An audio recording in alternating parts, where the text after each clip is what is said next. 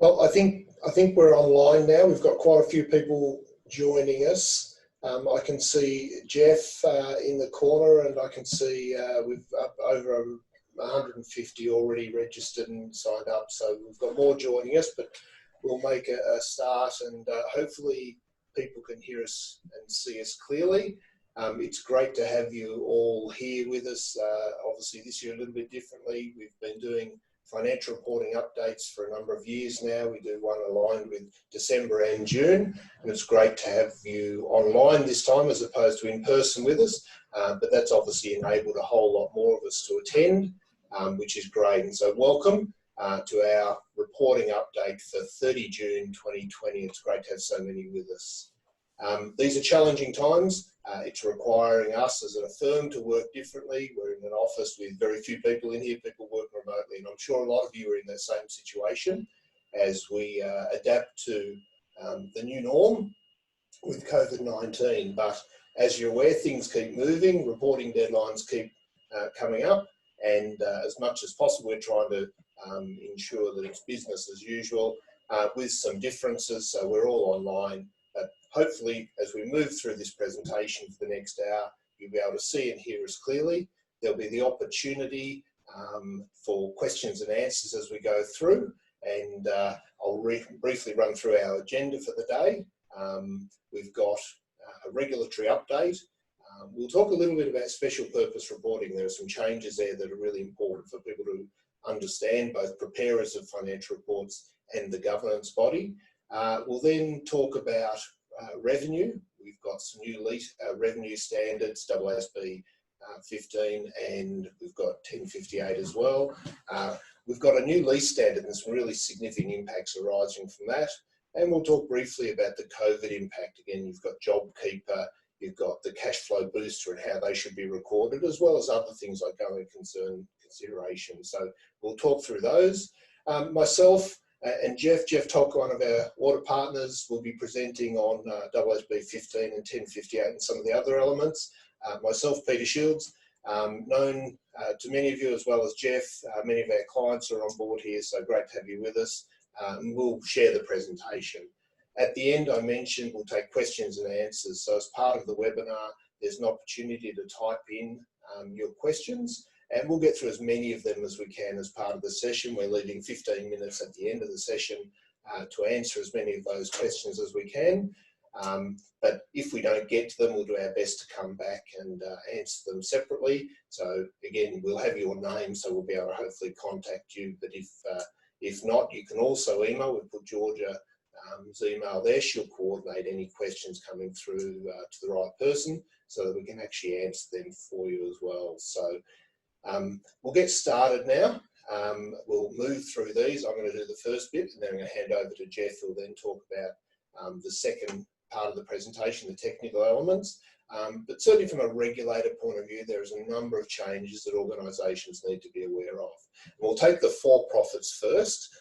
We've got lots of not-for-profit and charitable clients as well, so we'll try and pick up on elements and just mention where there are particular aspects for them. So one of the significant changes that was made last year, coming into effect for the first year for 30 June 2020, was changes to the large companies. Now, you remember that a large company is a definition for a private company under the Corporations Act, and previously, for quite a few years, the thresholds have been $25 million of turnover, consolidated revenue, $12.5 million of consolidated gross assets, and 50 employees. And if you met 2 out of 3 criteria, you're a large company. If you're a large company, it brings certain obligations. You have to prepare accounts in accordance with the Corporations Act.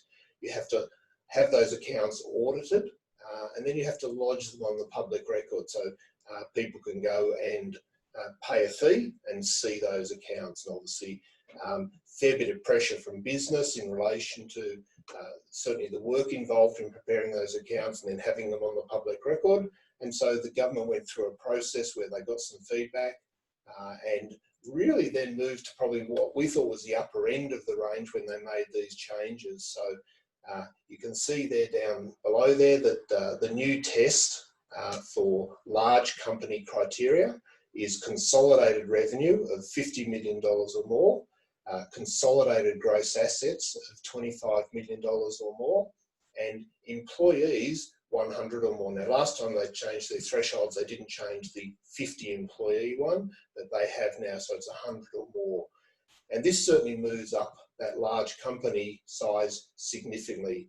A very significant number of companies have dropped out. Now, there are some very good reasons for those companies, and a lot of them continue to want to be audited and want to have proper financial reports prepared, but they'll be able to do that and not lodge them on the public record, which is, I think, what a lot of them were really driving out of your company. That's significant. You're probably wanting some assurance over the accounts, and you're wanting to make sure you've got a proper set of reporting. You'll have members relying on that information, shareholders. But for the lodgement on the public record, you no longer have to do that. And that'll be great news for a lot of large companies who resisted probably wanting to put them on the public record. I'll also mention there, that's for-profits, for not-for-profits that are companies limited by guarantee, that are non-charitable, there'll also be some criteria that you need to understand hasn't changed. So effectively, if you a company limited by guarantee is considered to be a public company under the Corporations Act.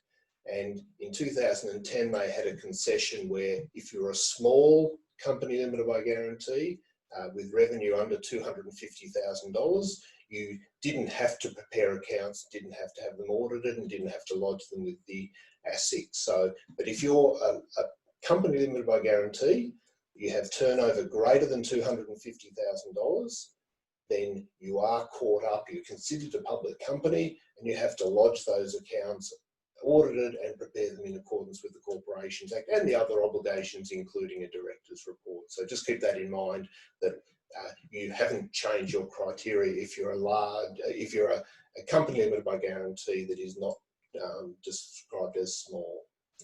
Just thought I'd comment also on ASIC. Obviously, in this period of COVID-19, there are challenges in relation to, firstly, having staff being able to prepare financial records, how to get them audited and completed, and then also lodge them. Then also the requirements of having an AGM, and when you can't bring people together to have your AGM, and sometimes your constitution will or won't allow you to do things, certain things electronically, and there's been challenges. So for December year ends and March year ends, the companies, the ASIC, have come out with some guidance in relation to what their concessions will be, and there's been extensions to the lodgement deadlines and effectively for the AGM requirements. So it's simply said it's a no action position, so we won't take action if you're not complying with either the requirements of the Corporations Act or your own constitution at this stage. And they can't obviously change a company's constitution,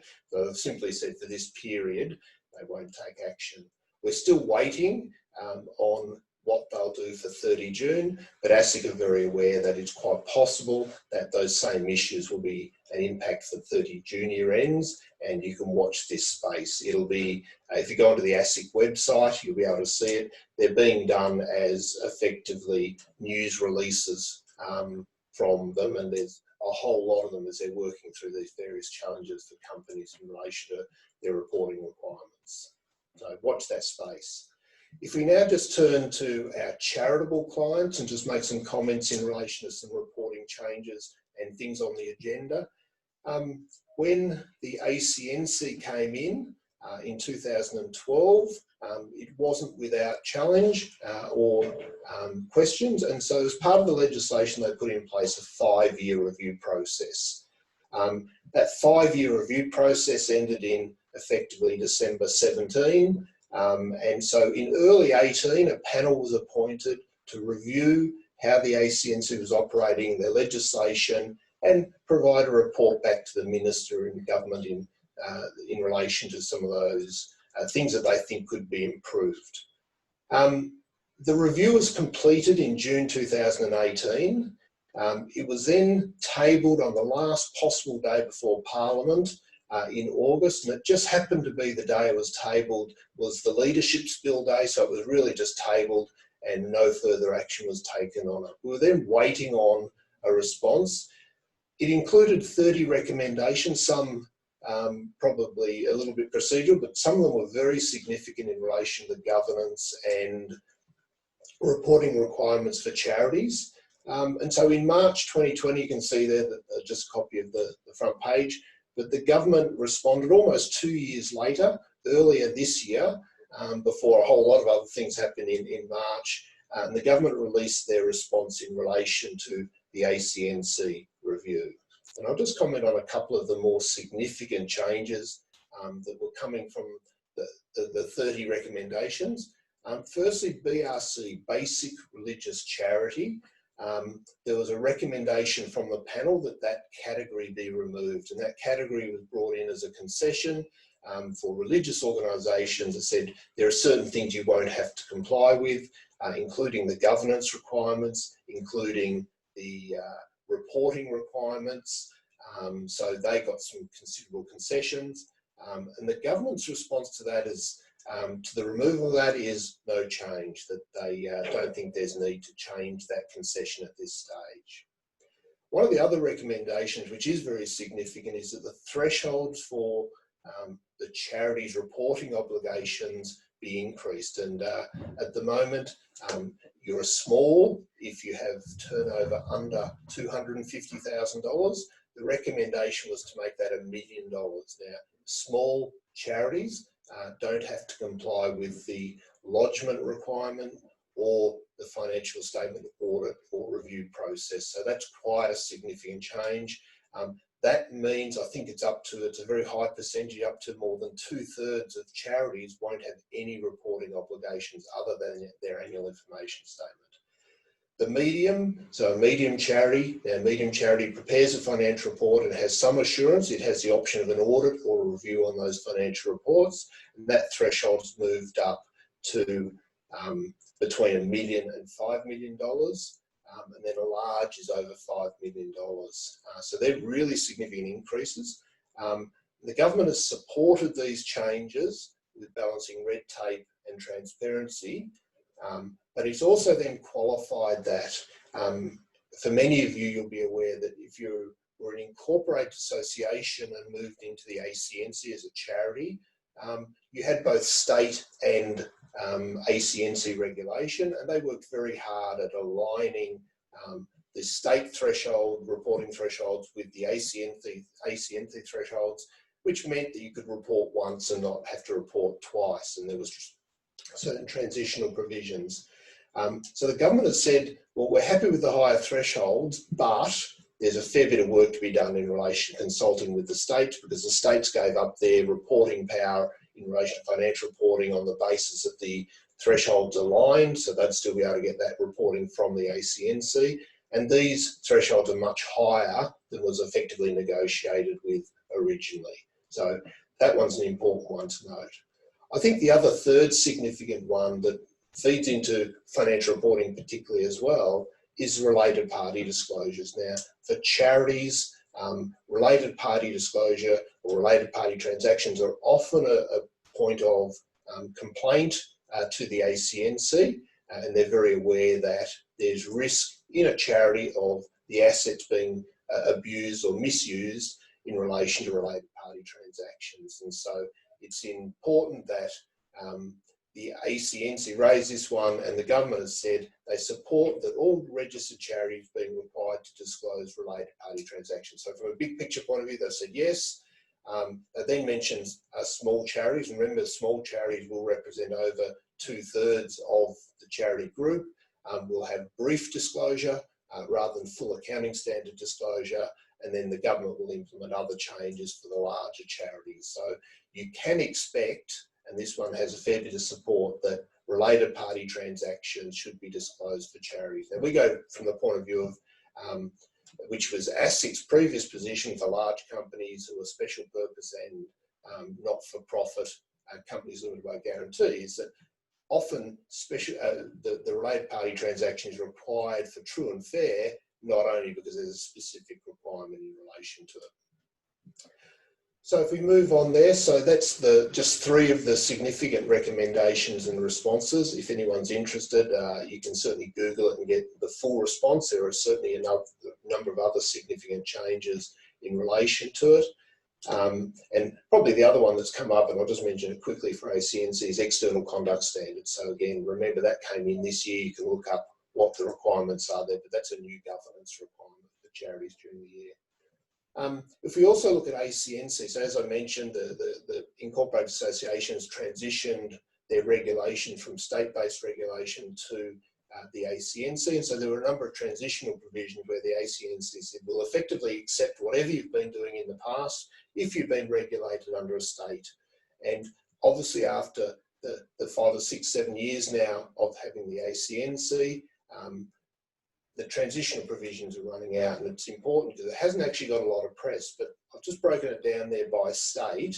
And if you're required to, in the second column there, required to comply with the ACNC accounting standards, and they have a subset of their accounting standards that you're required to comply with.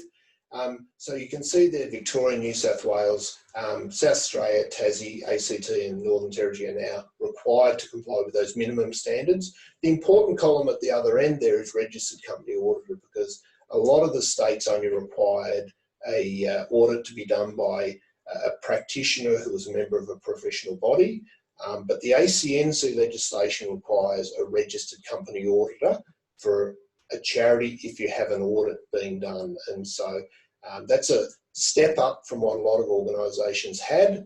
And it's important to note for this year, for the first time, both New South Wales, Victoria, South Australia, Tasmania and ACT require your financial reports to be audited. So if you're an incorporated association, you need to ask whether your auditor has that qualification to ensure you comply with the ACNC requirements. And then just noting down the bottom there, Northern Territory is 2021. So again, have a look at that table. You should be able to work it out. Feel free to come back and ask us if you've got questions in relation. We can certainly help out there. So I thought I'd also just comment on special purpose reporting. This is a really significant area for a lot of organisations in the accounting and financial reporting landscape.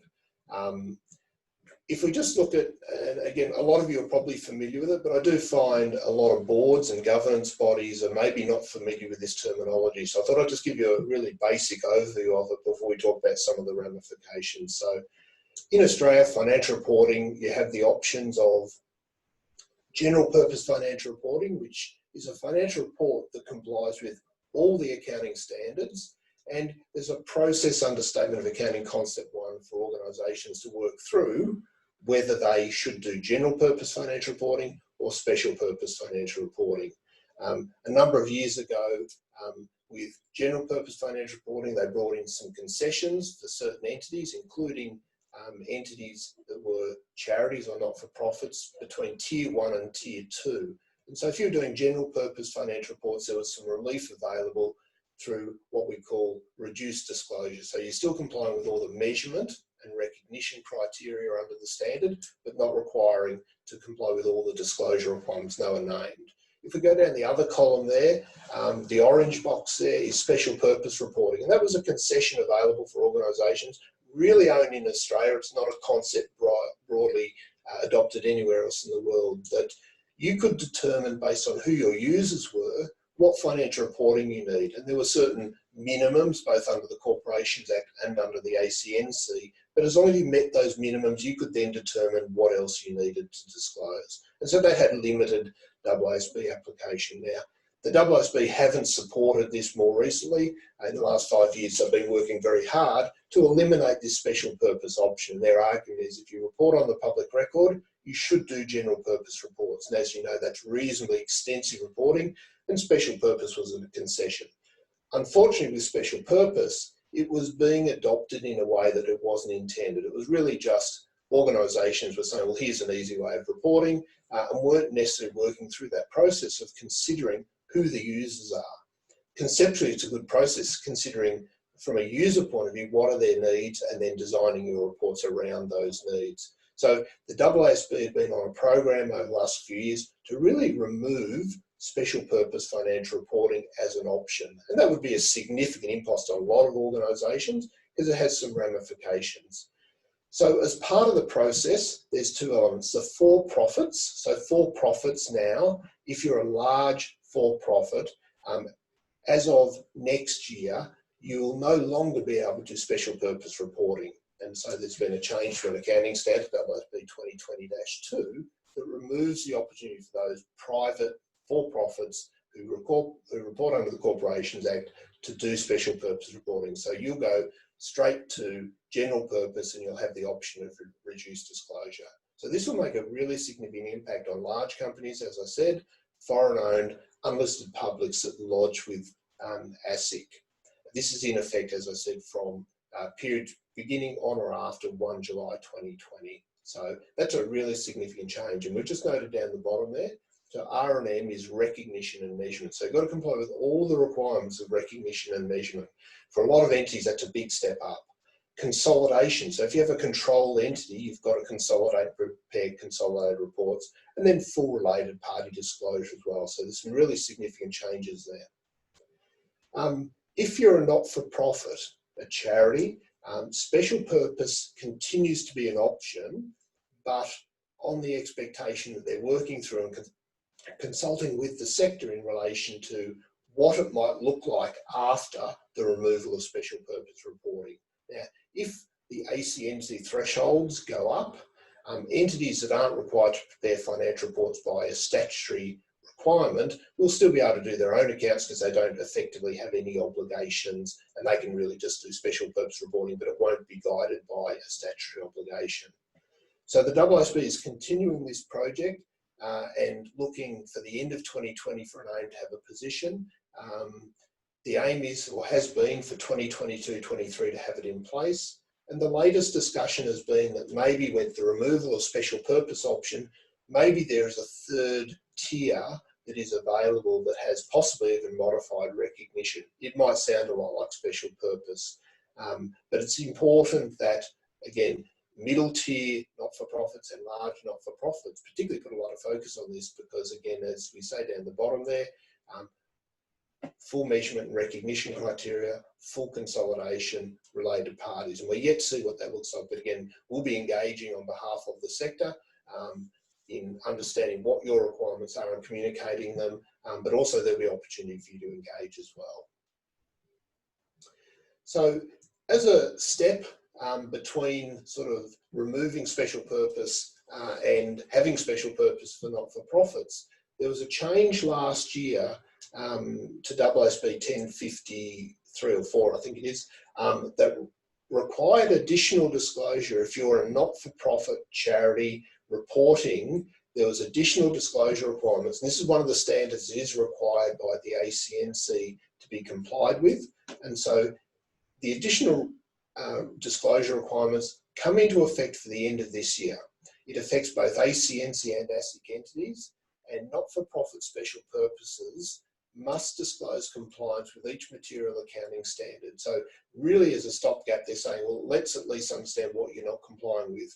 But there's a big or there, and you simply have to say, well, we haven't assessed yet. Now, we think best practice would be to go through the process or at least start that process rather than say, we just don't know.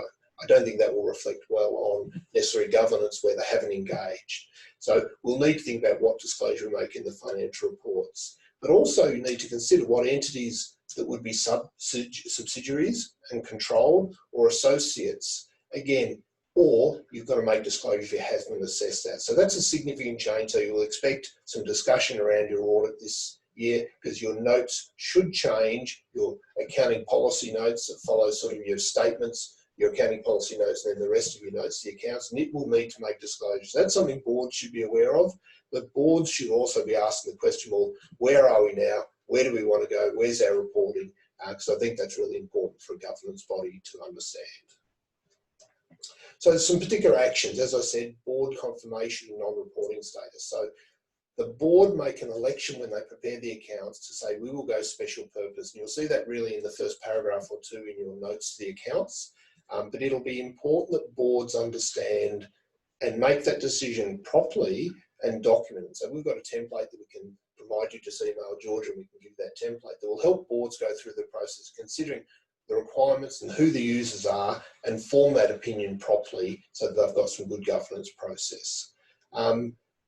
A board paper in relation to new accounting standards that might impact, again, we think for every new accounting standard, the board should get a paper that says, here's the standard, here are the requirements, and should we adopt or not, are we required to adopt or not? And so, again, we can help with briefing papers in relation to AASB 15, the revenue standard, 1058, the new not-for-profit income standard, and then AASB 16, the lease standard. But again, important that you give your boards notice. And then a briefing paper considering who your subsidiaries are and controlled entities. And that's not always clear, with particularly not-for-profits, to say who are your controlled entities. So there's a process to work through that. So that's about it for me, just talking about some of the regulatory framework. I'm going to hand over to Jeff, and he'll take you through some of the accounting standards, and then we'll both join back at the end for the question and answer session. So over to you, Jeff. Thanks, Peter. And yeah, we thought it was worth spending some time, particularly on those special purpose changes and some of the other changes coming through. So the next half of the session, I'm really going to look at AASB 15, which for not-for-profits also includes 1058, and the leases section, the leases standard, sorry. So for AASB 15, for-profits have already adopted. So I'm not going to go through this standard in detail.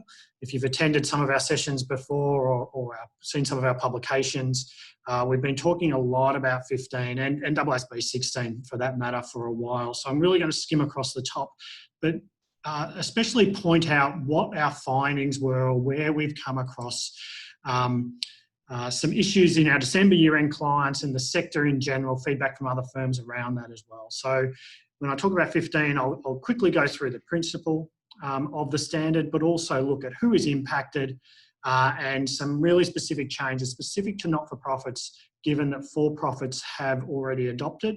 But if you're a for-profit listening, some of these principles, it's worth remembering that you have to assess on a contract-by-contract type basis. And so re-embedding some of these principles into your thought as you approach year-end is still worthwhile. So I'd encourage you to continue to listen in for the next 5 minutes. So in relation to our December year-ends, broadly we found that many of our clients, and this is true across the sector, really underestimated the impact. And that led them to being not as prepared as perhaps we would have thought they should be. And they also assumed that they could continue to account on the same basis as previously. And then once the audit process started, etc., it became evident that that wasn't the case. And so they also then didn't consider whether there was an opening balance adjustment around that. I'll talk to some specific instances in a moment, or some of the key areas that occurred. So just quickly, when we talk about the principle of AASB 15, it really has turned the focus. So the old standard really looked at, have you done everything you needed to do under an agreement, and then at that point you've earned your revenue and therefore you could recognise it. AASB 15 takes the view and flicks it to the customer side. And so you have to look from the perspective of, when does the customer, or in a not-for-profit scenario, when does the beneficiary maybe receive their promised goods and services? And it's at that point of passing of those promised goods or services that revenue can be recognised. Now that doesn't sound like a big deal on its own, but we'll talk through some of that in a moment. AASB 15 does have what's called a 5-step model, or there's 5 key decision points. They're listed on the screen here. It's really about identifying the contract. Then what are your performance obligations, which is simply your promises or your obligations under the contract. Look at what is the transaction price, and that often that's quite simple, but it can be difficult if there's variability in that transaction price. And then you recognise your revenue as you satisfy your performance obligations or fulfil your promises. So that's the model. The stars represent where particularly not-for-profits have had some issues in relation to this. So who's impacted? First of all, well, everyone's impacted from a disclosure perspective, because even just your accounting policies would need to change. If you're an entity that really has donation type revenue, or has very much pure fee for service type income, for example, a disability service provider invoicing the NDIA as you provide the service, or you sell goods or products and transfer of that title passes at a very obvious point in time, you have minimal impact around your revenue recognition.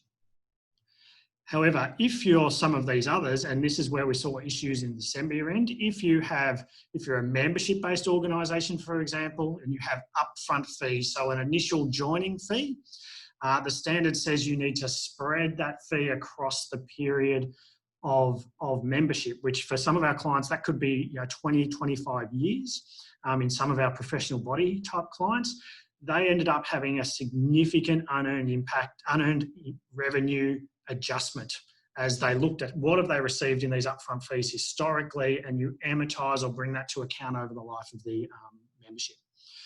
Same where there's fees across periods or years across the year end. So anything that straddles year end, it's quite possible you'll have a change in timing.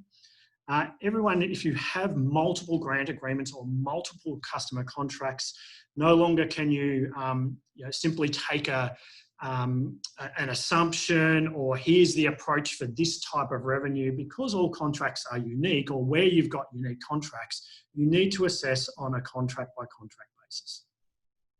Where you're an organisation that bundles goods and services together, there's issues around, do you separate those promises or do you combine them? So this would typically be, for example, if you sold IT hardware and you sold software and you sold ongoing maintenance or service type arrangements, do you bundle those all together or do you separate them out? So we had issues around that.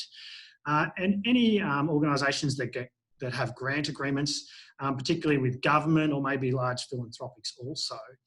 There was a real issue around at what point do you recognise your revenue? So is it at a point in time, or can you recognise your revenue over time? And then on which, if you can, on what basis do you do that? So when we talk about, I'll just talk about these couple of items that I start as here's some of our issues. So the first one is, well, what is a performance obligation? So it must be able to be separate. The customer must be able to benefit from it and in effect utilise it or get the benefit of it. And it must be a separable obligation. So can you separate it out, or should you in effect combine it with multiple obligations, and that's really a combined benefit? So you look at those two criteria. As I said before, if you when do you recognise income? It's when the customer obtains control or receives the benefit. And so I've detailed down there some of the indicators of when control passes. I will flick through that. I won't go into that in detail, but you can look back over those slides if you're concerned about that or want to delve into that more. For many not-for-profits particularly, we have this concept of transferring of the benefit over time. So if you're doing a large project for a particular community or a particular group of recipients or beneficiaries, obviously you can do some ongoing work with them, and often therefore the benefit is received over time for them. And if you read down this chart, this helps you understand whether you've got revenue recognition at a point in time or over time. And often the second box on that list is where you look around, where does the customer receive their benefit? If it's throughout a period, then you transfer control over time. And I'll talk about the issues that are in that.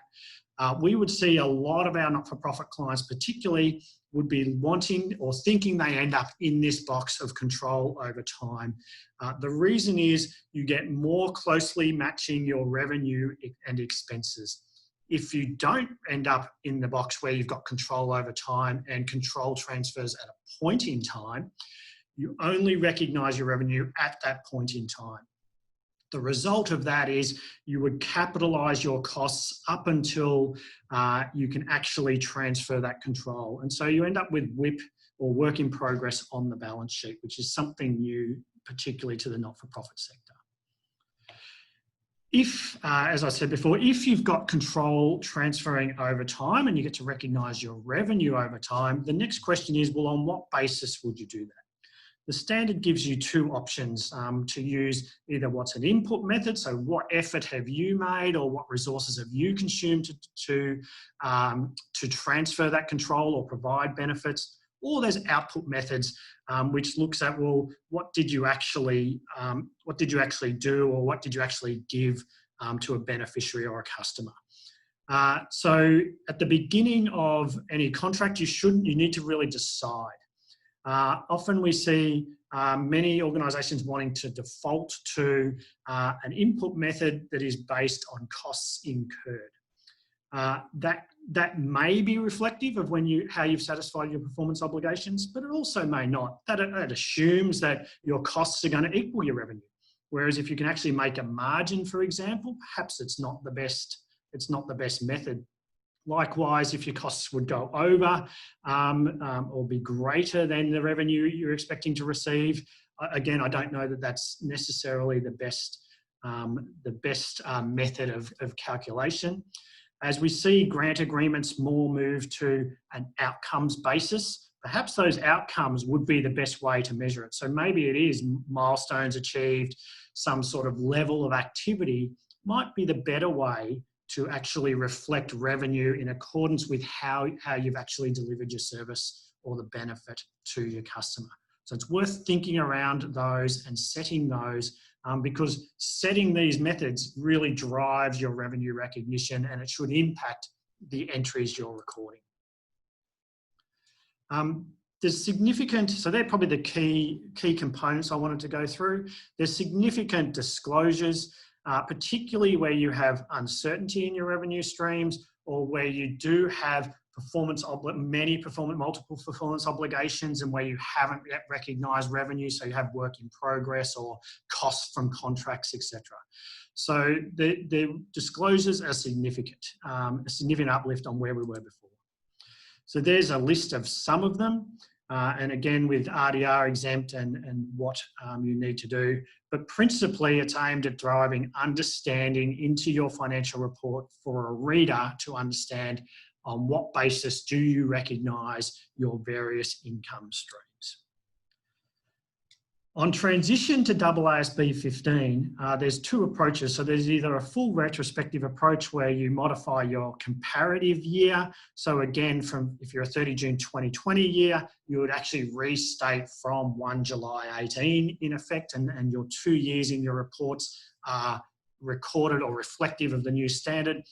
Or there's some transitional relief, and we see most of our clients have adopted this, the second one, where you make an opening equity adjustment at 1 July 19, and therefore only your current period has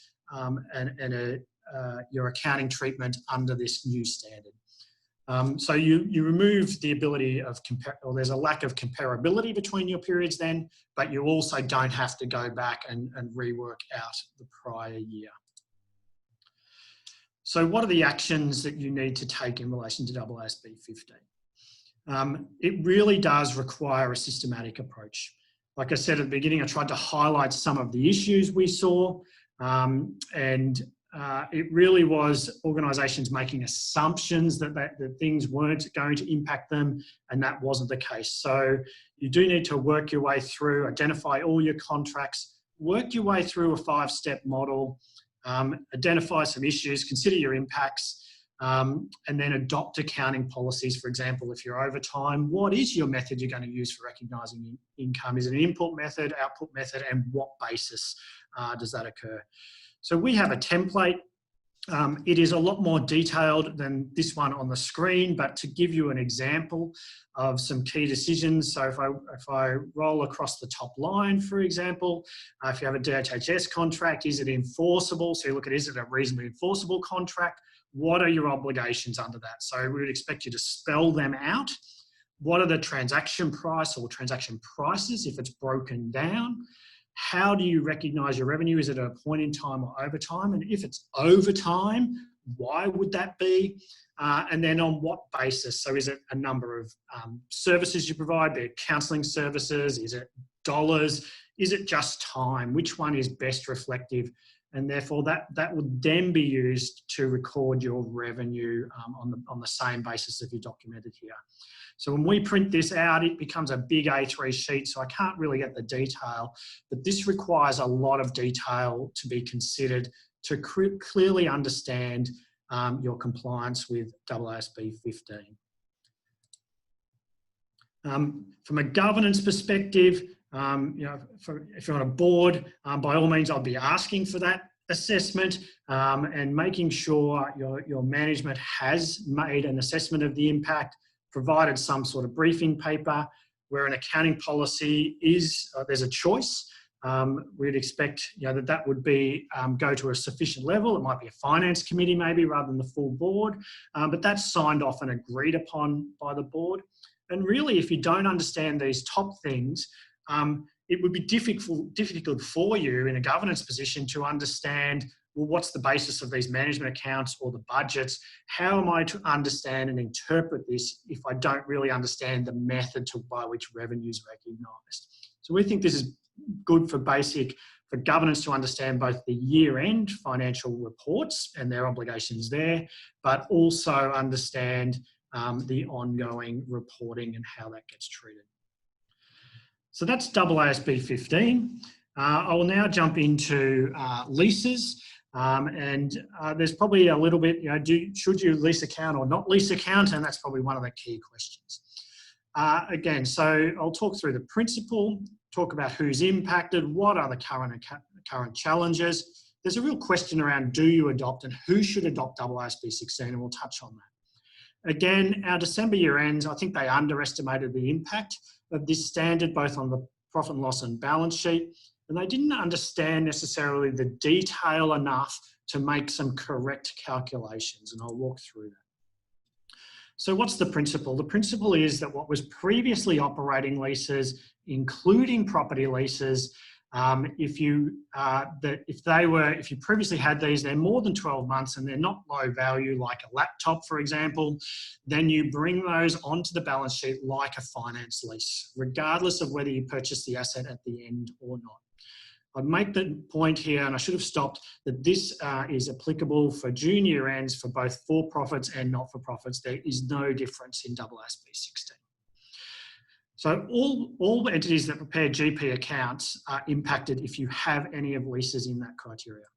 So how does it work? So quickly, an example, if I have a lease, I enter into a lease agreement for 7 years at $450,000 or $450,000 per year, for example, my total payments will equal $3,150.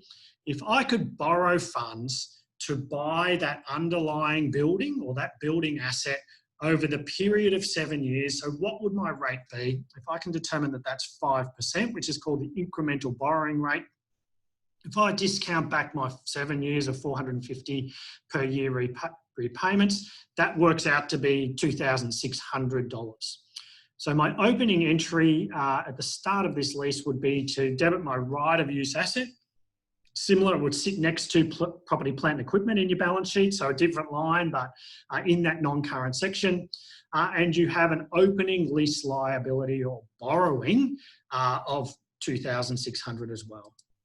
At the end of the first year, you would amortise your right of use assets, similar to property, plant and equipment that you're used to doing, so usually straight line.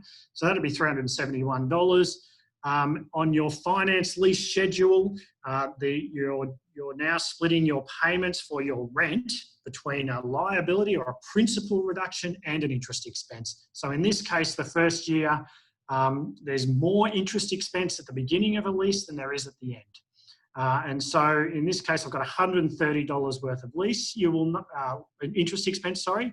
So you will note in year one, I have $501 of expense compared to my actual payment of $450.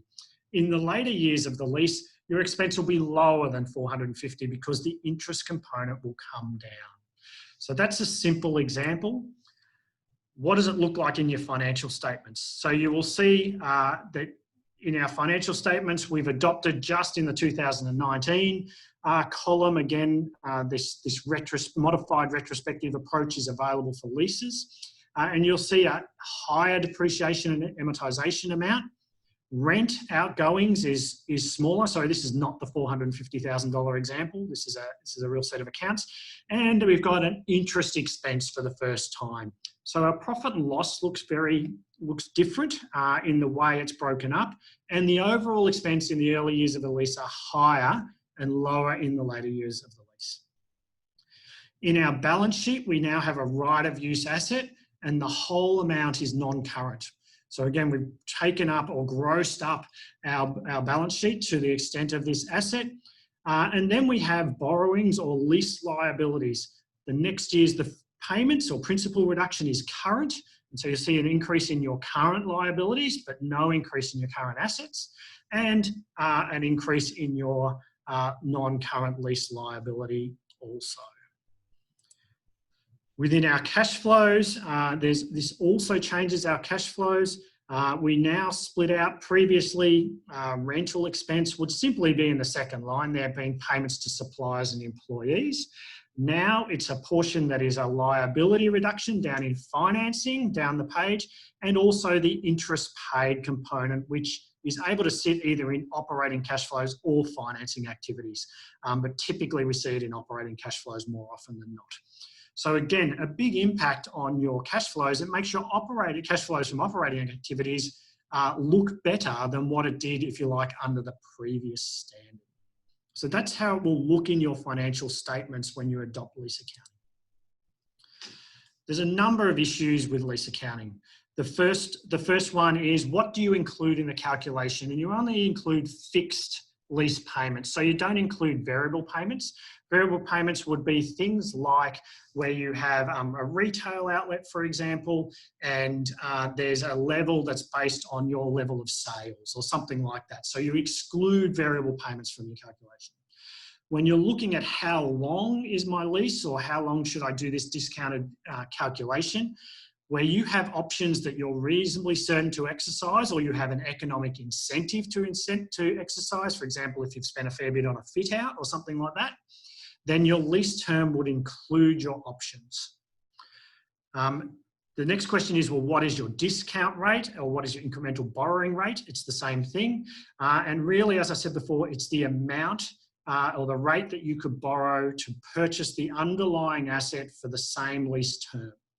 So again, that may be going to your bank. If you have similar assets that you do buy or do borrow against, you might be able to understand it from that. Or there's other methods around doing a calculation.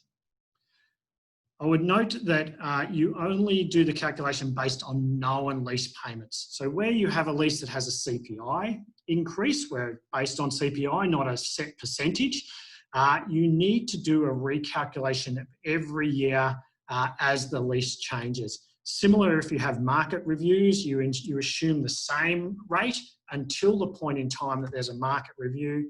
You then redo the calculation and presumably increase both your asset and liability, recalculate depreciation and interest, and then continue on forward. So it's not a set and forget case where once you've done the calculation once, you can continue. The question around if you're special purpose, do you adopt? So if you're general purpose, obviously you must follow accounting standards, so you must adopt. For special purpose, if you're a for-profit that's required to report under accounting standards, you only have 1 year of special purpose left anyway. We would recommend you adopt. If you're a not-for-profit that has turnover of greater than 5 million, given that's the recommendation for the future change in thresholds, again, we'd say you probably should adopt. If you're anything else, so less than 5 million for a not-for-profit, for example, we think you then have choice around do you want to or not adopt this standard. So just there I've highlighted some of the impacts. I already took you through the financial statements, but obviously we have, if you're things like EBITDA are important, your EBITDA will go up based on this on these calculations because you have a higher level of interest and depreciation and amortization compared to rent expense historically. You also have impact on your balance sheet and cash flows that I spoke through.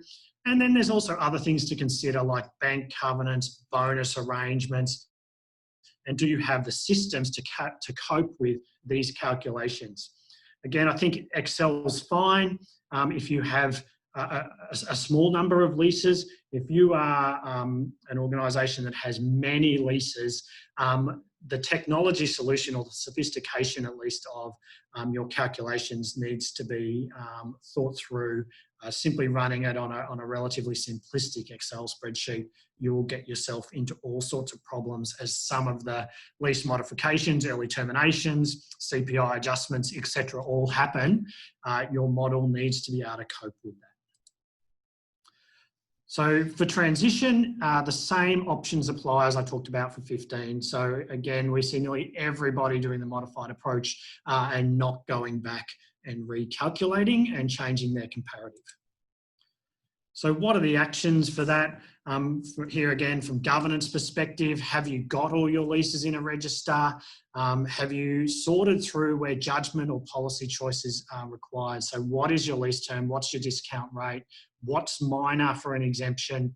Have those sort of considerations been thought about and communicated to the appropriate level of governance?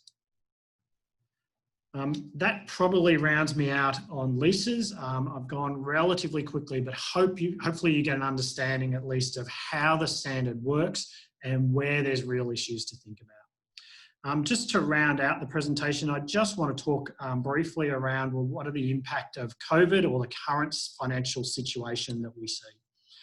Obviously, there's been a number of government incentives. The first one being cash flow boost, which was up to $50,000 in March, or based on your March batch, so usually in April, and then also there's another one post year end. There is no application for that. That is automatic if you're an employer. For both not-for-profits and for-profits, we believe, or the accounting treatment for that would be that is income. There is no ability to offset against expenses. You recognise the credit when you receive it. There's some differing views around whether you should accrue the June amount. My personal view is it's probably a July income. However, I understand again there's some differing views or arguments to be made around that. In relation to JobKeeper, for a not-for-profit, you have no ability to offset in the P&L with wages expense.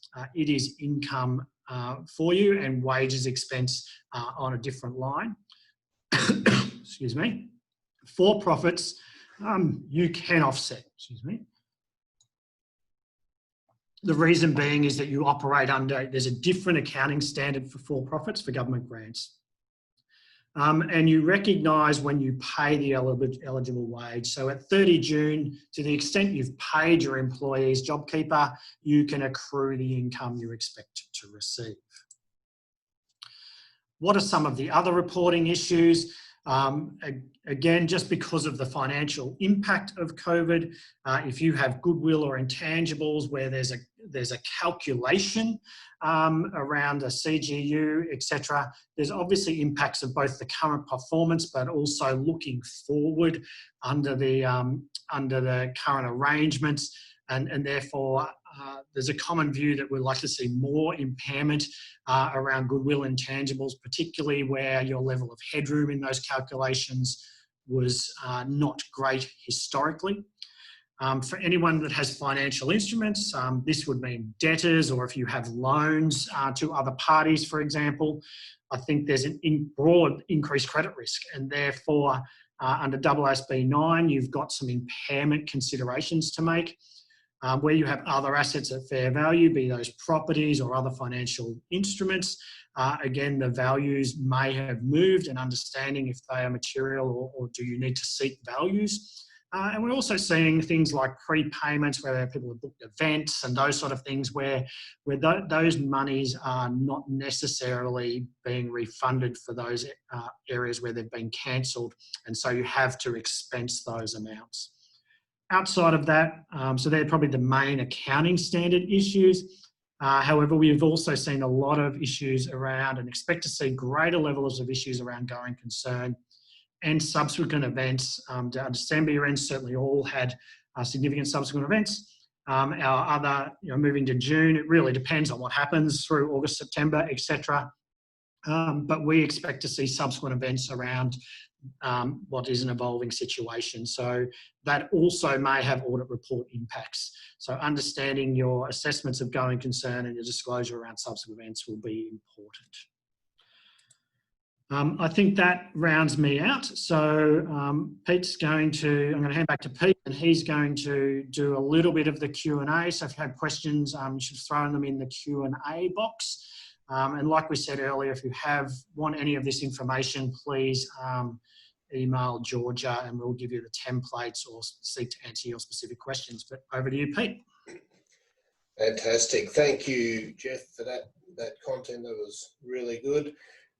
We've had a few questions popping up, and I've tried to answer some of them as we've been going through in relation to some of the reporting thresholds. So I'll just really quickly recap on that. So the ACNC, the new thresholds, recommendation from a review, the government has said we'll accept them, but we need more time to do the state negotiation. So don't expect any changes given with what's going on and how busy and focused the government is on other things anytime soon, because it requires quite a few different parties to negotiate those. And really the current thresholds were provided on the basis that they aligned with the ACNC requirements, particularly with incorporated associations. And now they're not just a little bit different, but the recommendations are actually very different.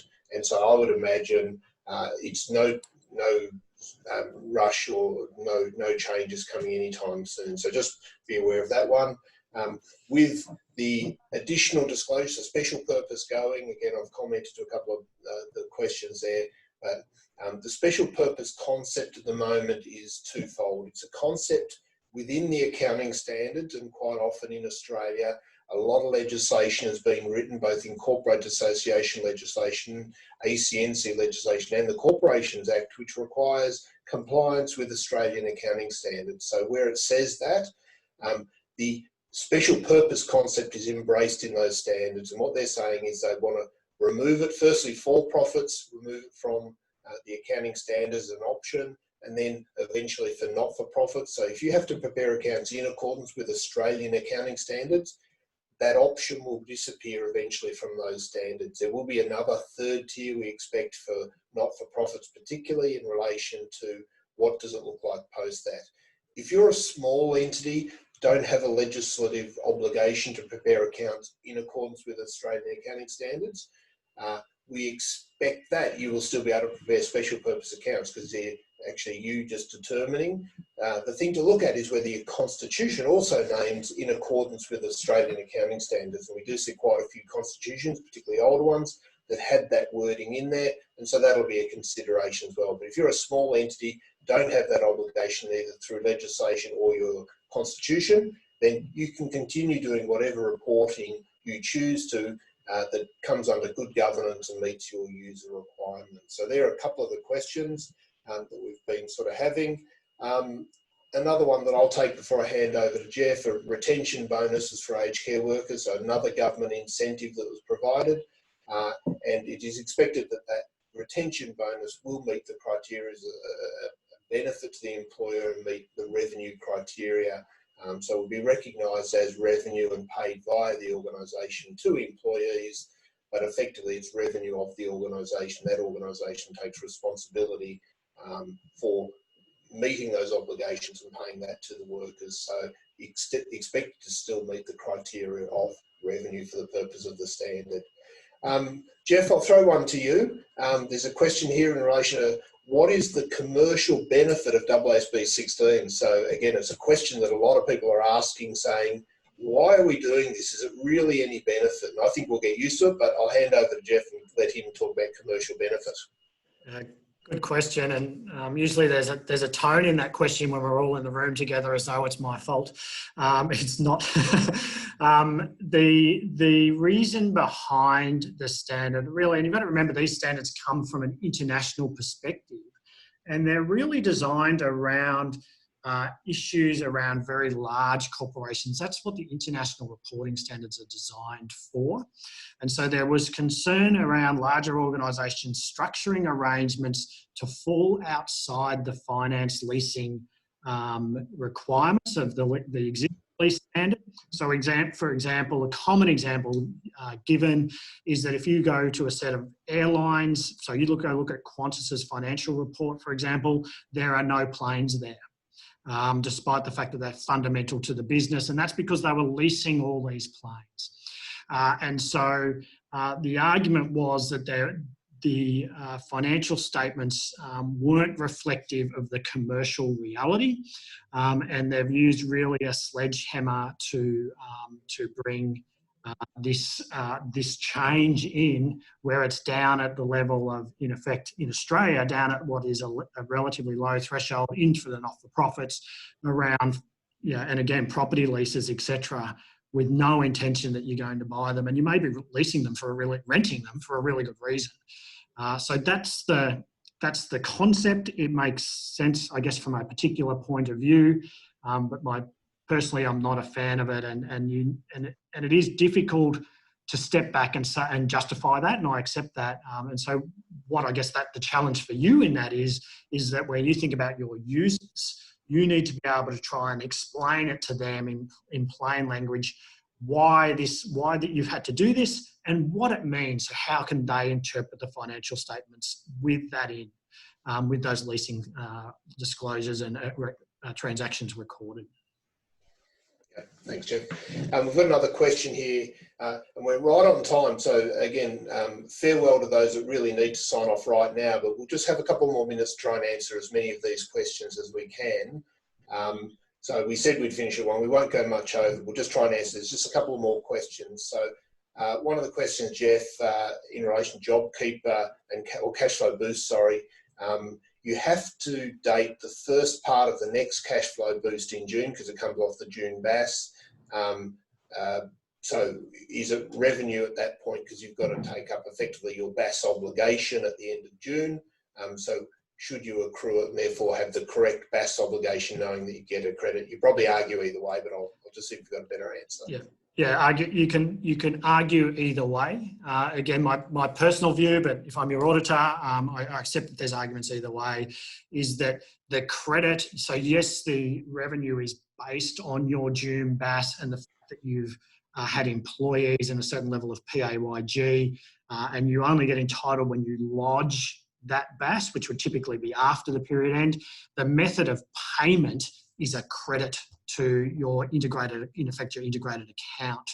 So I still think you have a GST liability and PAYG liability. If you were in refund, the ATO can actually you can actually apply to get the cash. So, and there is a nexus there. My personal view is it's not quite close enough, but I think, I think for most organisations it will not be material from an annual financial reporting concept, and I would accept either at 30 June or in the following period. Yeah, very good. While you're on the roll there, I'll throw this one to you as well. So we've got a question in relation to how it's disclosed in the financial statements. So again, under AASB 15, additional disclosure requirements, 1058 disclosure requirements. So should those government boosts and JobKeeper payments be shown as income separately from other government grants, so in the notes to the accounts? I think yes, maybe. Where I think there's terms and conditions that are very different in those other government grants, and yes, and I think from a user perspective, understanding these are one-off incentive style would split out what's, again, one-off versus what's potentially ongoing or maybe more the core business. So we would suggest probably whether on the face of the profit and loss, whether they sit within government grants or government funding, I think you've got a choice there, but certainly within the note, we would probably think it's more appropriate to separate them out. And where they are material, particularly for JobKeepers material, we would again be saying that in your policy note, accounting policy note, you should be describing what you've done there and why you've recognised it, which is appropriate as per the slides. Yep. Jeff, another one for you, just a brief comment on the application of AASB 1058 is the question. Yeah, so 1058 goes hand in hand with AASB 15 for not-for-profits, so it's only a not-for-profit standard.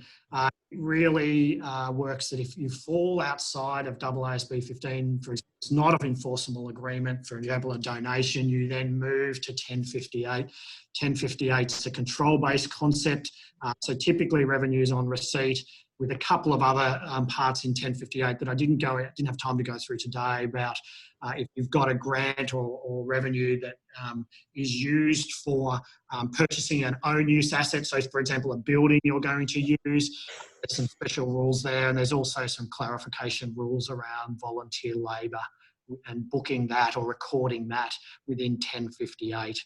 But application date's the same and really is hand in hand with 15. Yeah, okay, thanks. Another question here, AASB only apply to building leases or does it apply to minor leases like printers? Yeah, so it doesn't only apply to building, it applies to any leases, so cars, etc. We're just probably used to seeing more of those on the balance sheet already as finance leases. There is a short period and minor exemption. So if your lease, if you enter into a lease that's less than 12 months, or for an item that is considered minor, then you're scoped out of that standard, or you have the option not to do lease accounting for those. So minor would be laptops, iPads, those sort of things. Not minor is considered to be a motor vehicle. There's sort of this mention of a $5,000 type limit as a guide. Again, I think if you think laptops are minor, cars aren't, there's things like photocopiers and that sort of thing that fall in the middle. They can be problematic. My personal view is I would be making a policy that probably considered those minor. But yeah, that's sort of where the lines are around what's minor and what isn't. Yeah, great. I'm just mindful of the time. We won't go beyond 1:10. There's a question here in relation, and I dropped a small bomb in there in relation to the external conduct standards. So again, applying to charities, charities have conduct and transactions with organisations overseas. There are new requirements, obviously aimed around protecting the Australian charity sector when they're sending money overseas, making sure there's a whole series of governance requirements now that apply. They came in, were approved in, I think it was early August last year, but coming into effect for this year, the ACNC said we won't take a strong view on it yet. We'll just let organisations work through it, but there are some governance requirements, some good information on the ACNC website in relation to your obligations. But certainly from a board point of view, you need to be asking your organisation, have they considered what transactions have been taking place overseas? There are quite considerable obligations in relation to understanding the counterparty, whether they're dealing with children, whether they're meeting all their obligations, payment of bribes, all those sort of things need to be built in. So from a governance point of view, that's where to start. Again, give us a call if you need some assistance, but it's really an obligation for charities and the governance bodies need to be doing it. There will be possibly future reporting. At the moment, the ACNC has said we're not going to ask for reports, but it's certainly a new obligation on board members of charities that they need to be considering. Even if it doesn't apply, I would still expect as a board member on a number of boards myself, a report back to say, here is what the criteria are, here are the requirements, yes or no, here's how it applies to us. So that's one element. Just another question, I'll just really mention it briefly in relation to the impact of AASB 16. We work with a number of aged care providers. The new lease standard, so where you've got a resident occupying a funded bed, and so they're occupying it, they either have a deposit or pay a daily fee. Both those transactions are considered a lease, so you're providing a bed for them in exchange for revenue, and that falls under this broad definition of a lease. Where it's a deposit, so many of you will be aware that when someone goes into aged care, they have the option of the daily fee or the deposit. Where it's a deposit and you're not actually getting income, the standard in conjunction with AASB 9 derives that or defines that as falling within effectively a financial instrument transaction. And so the interplay between AASB 16 and AASB 9 says you should put a value on that interest-free loan effectively, and that interest-free loan, interest is effectively an interest cost and a resident revenue. And so it's the interplay with AASB 16. Again, give us a call, but this is a change that will come into effect for this year with the lease standards. Aged care providers, residential aged care providers have to comply with all the accounting standards and do general purpose reporting. So it will affect all your organisations. The bottom line is there'll be a gross up between revenue and an expense, a higher interest expense that may impact some of your covenants, but just be aware that you'll have higher revenue. The measurement and judgment element is what interest rate, what effective rate to use under the lease standard. So there's some additional requirements there. Now, I think we're 10 past. I'm really keen to not go too far over. So if you've asked another question, try and stay aligned. We'll get to and try and type in answers for as many as we can. But I just want to probably close out now. Thank you all for coming. Really appreciate you signing on. We had a great response. There's probably 2 or 3 times as many as we've had when we've held them in our office. So that's sort of a good indicator that it's been successful. Really appreciate your feedback. If you've got any comments or suggestions, we're always keen to help out our clients and beyond. We work very hard to represent the sector and the SME organisations, and both with the regulators, but also providing resources and input and feedback. So if you've got suggestions, we'd love to hear them. Again, use George's email if you've got some suggestions. Apologies if we didn't get to your question and others had the same question, but we'll certainly just stay online a little bit and try and answer those for the next few minutes. But till next time, we look forward to catching up, and stay safe, and let us know if we can help you. So over and out. Thanks for being part of the seminar. Thanks for Jeff for his presentation as well, and great to connect. See you later.